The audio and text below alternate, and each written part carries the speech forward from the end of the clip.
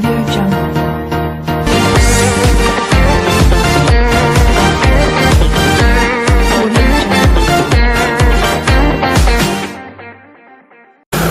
안녕하세요, 학생 여러분. 자, 오늘도 원래 쌤이 칠판을 이용하려고 했는데 아직 좀 상황이 여의치 못해서 이렇게 또 쌤이 필기하는 방식으로 촬영을 하게 됐습니다. 자, 뭐 어쨌든 빠른 시일 내에 쌤이 그 칠판으로 수업하는 날이 오도록 하겠습니다. 자, 오늘은 이제 몇 페이지 할 거냐면 오늘은 38페이지에 있는 이제 자연 환경의 두 번째 파트죠. 지형은 우리 생활에 어떠한 영향을 미칠까? 이거를 한번 살펴볼 겁니다. 그래서 우리가 지형이라고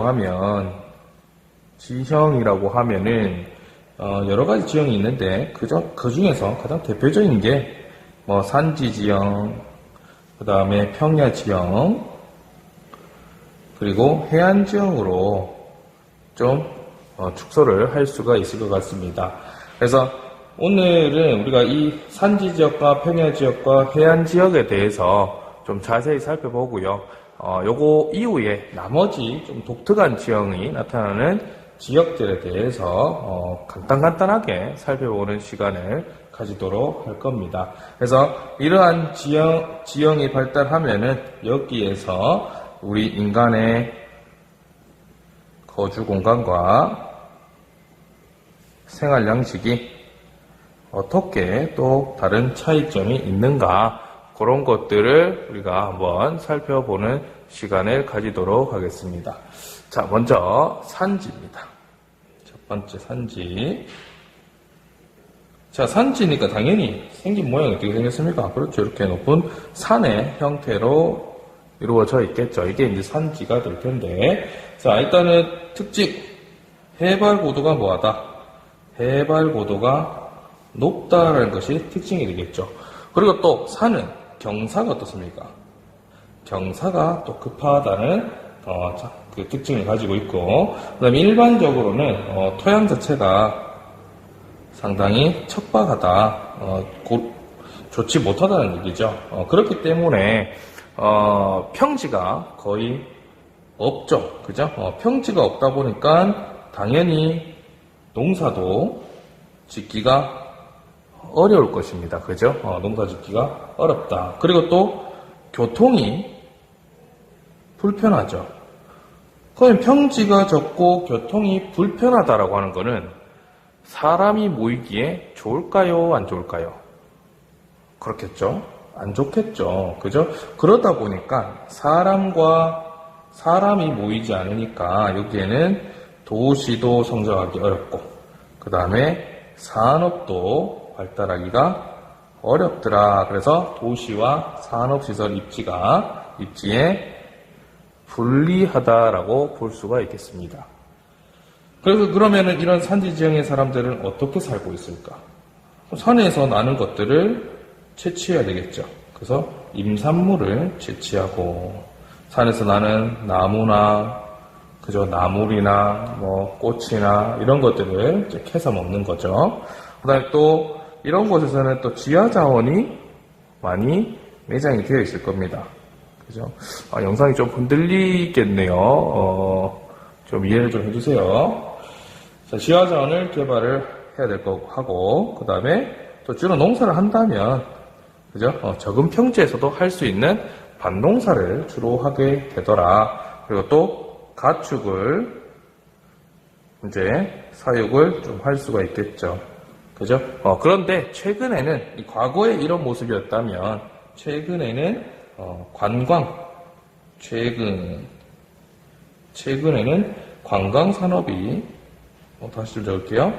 관광 산업이 발달을 하고 있더라. 그래서 우리나라 같은 경우에도 역시 요즘에 강원도가 우리나라의 대표적인 산지 지형인데, 산지 지형에서는, 강원도 지역에서는 요즘에 스키장이라든지, 또 목장이라든지, 이런 것들을 활용해가지고, 펜션이나 호텔, 이런 것들 많이 이제 들어서면서 관광지로 발전하고 있습니다. 그죠?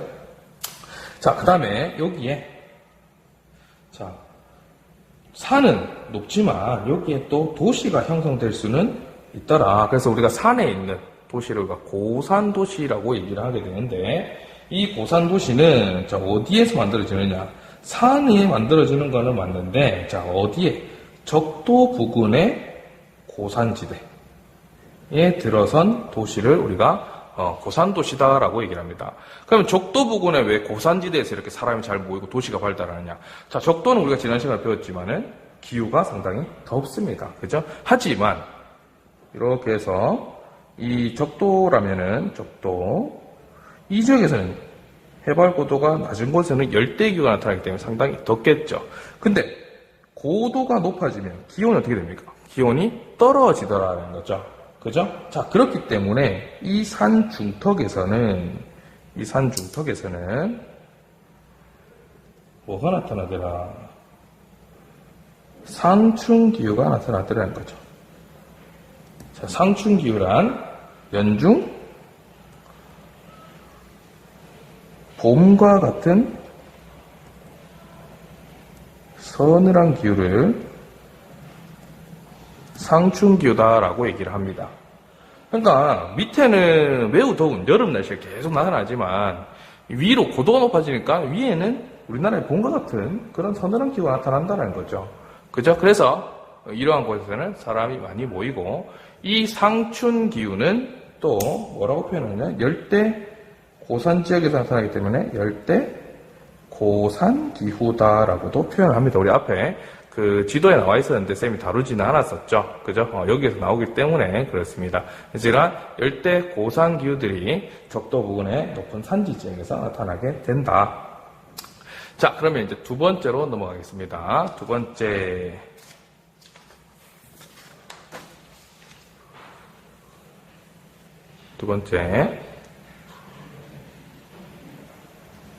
평야지역입니다. 쌤도 이렇게 하니까 좀 익숙치가 않아서 쌤도 칠판이 편합니다. 자, 일단 평야지대는 해발 고도가 낮죠. 당연히 해발 고도가 낮고 지표가 평평하다. 그렇기 때문에 여기는 농경이 유리하죠. 그죠? 그리고 또 농사가 되고 또 평야가 있으면 물이 지나가다 보니까 뭐하기 좋다? 인간 생활이 적합하다. 인간 생활에 적합하기 때문에 여기는 뭐가 우리 인간의 삶의 터전이 되기도 하고 경제 활동의 공간이 되기도 하겠죠. 그죠? 그래서 상당히 우리가 살아가는데 도시가 발달을 할 수가 있더라는 거죠. 그래서 두 번째 특징이, 자, 교통로 건설이 유리하다 보니까 도시 성장에 역시 유리하다. 그죠? 그래서 전 세계의 많은 대도시들을 보게 되면 이 평야 지형 중심으로 발달이 되어 있습니다.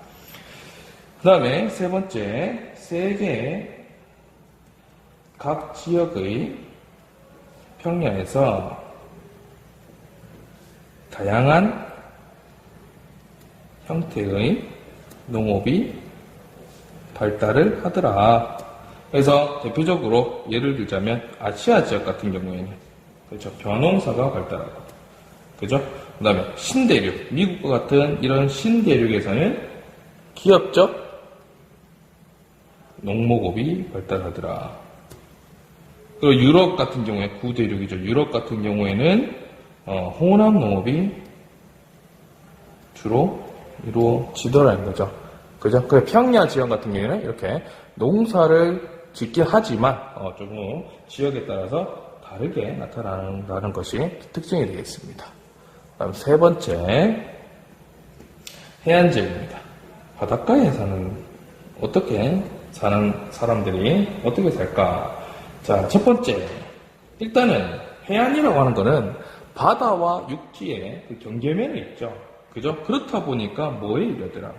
교역이 상당히 유리하다. 교역이 유리하고 또 뭐 육지와 바다를 모두 이용할 수 있다라는 장점을 가지고 있죠. 그죠? 그래서 해안 지역도 나름대로의 삶의 가치를 부여하는 곳이 되겠죠. 그래서 이 지역에서는 주로 뭐하고 사느냐? 당연히 그죠? 물고기 잡거나 또 최근에는 양식업도 많이 하게 되죠.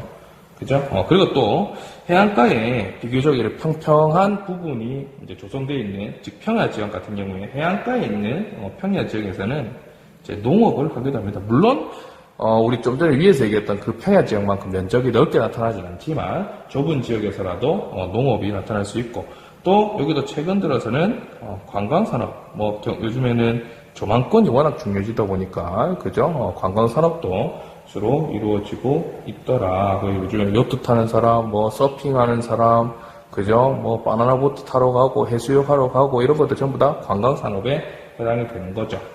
그리고 또 최근에는 대규모 무역항이나 산업단지가 조성이 되더라. 왜 그럴까? 그렇죠. 여기는 아까 교역에 상당히 유리하다라고 했기 때문에, 그죠?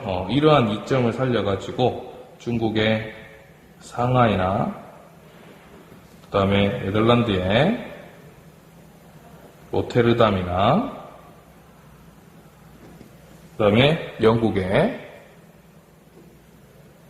런던, 대표적인 이 무역항을 바탕으로 한 성장한 도시들이 되겠죠. 자, 그 다음에 이제 마지막으로 이제 독특한 지형이 나타나는 곳이 있는데, 화산, 독특한 지형들은 화산 지형이 있고, 그 다음에 빙하 지형이 있습니다. 얼음으로 이루어진 지형이죠. 그 다음에 카르스트 지형. 카르스트 지형은 뭘로 이루어져 있냐면 석회암으로 이루어져 있는 지형이 있습니다. 이러한 지형은 형성 과정도 좀 특이하기도 하고요. 나타나는 지역도 상대적으로 좀 희소한 측면을 가지고 있습니다. 그래서 대표적인 곳이 노르웨이 지역에, 노르웨이라는 국가에 피오르라는 빙하에서 만들어진 지형이 있습니다. 피오르라고 하는 지형. 그 다음에 베트남의 하롱베이. 베트남의 하롱베이는 대표적인 카르스트 지형 중에 하나가 되고요. 그래서 이거 이외에도 우리 책의 교과서에 소개되어 있는 지형들이 많이 있습니다. 그 지형들의 특색과 거기에 또 사는 사람들의 삶의 모습이 잠깐씩 언급이 되어 있는데, 그거는 우리가 수업 시간에 좀 더 찾아보기로 하고요. 오늘은 이 인터넷 강의는 여기에서 마무리하도록 하겠습니다. 그래서 오늘 총 4가지 지형에 대해서 배운다고 했는데, 주요 지형은 산지, 평야, 해안 지형이고, 거기에 이제 독특한 경관이 나타나는 이러한 지형들. 쌤이 그리고 요거 얘기하는 요것들은 주로 이제 독특하니까 뭘로 이용할 수 있나? 그렇죠. 관광 산업으로 또 활용할 수가 있겠죠. 그죠? 그래서 독특한 경관을 활용해서 만들어낸 지형들에 대해서 살짝 언급을 했습니다. 자, 그러면은 오늘 수업은 여기까지 하고요. 학교에서 보도록 합시다. 여러분들 오늘도 즐겁게 마무리하세요. 안녕. Audio Jungle.